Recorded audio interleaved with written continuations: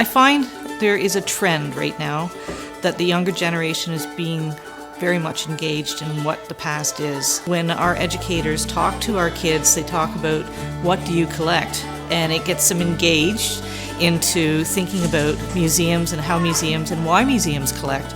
And that is, phenomenal. And they'll take that back and they'll talk to mom, dad, the uncles, aunts, grandparents, and it just becomes a whole another generation of people who are interested in history and preserving history. The Renewal Project isn't just about more space, it's about helping us to do the things that we do here at the museum, to tell stories effectively. Part of the Renewal Project is also to renovate our lower level of this museum, and so the public will have an opportunity to better access our collections, to have better dedicated programming space, and to see the type of museum that people in this community deserve. This museum is like most museums across the world. We display about 3% of our collection. We're like icebergs, the little tip on the surface. But what we want to do is to be able to provide extraordinary access to people behind the scenes so we can allow them to see and research all these wonderful items that are normally hidden from view. What we have here is a national treasure.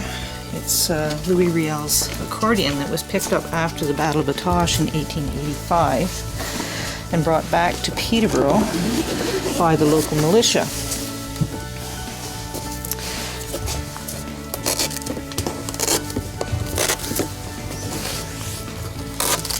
I'll show you where he's engraved his name on the object.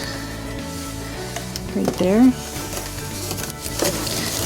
These are his initials that he engraved.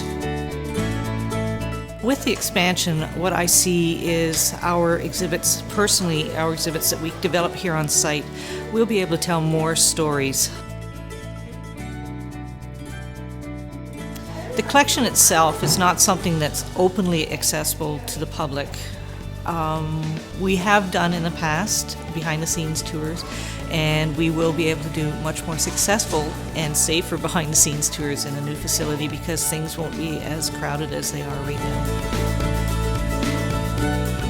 We interpret the history of Peterborough, and so our collections cover everything from textiles to minerals to furniture, large furniture, small furniture, even canoes. We have a lot of artifacts and they need a lot of space. We are in about maybe 2,000 square feet, and if you can imagine what we've got now going into 10,000 square feet, you can see that there's going to be a vast improvement in how we can manage and grow our collection.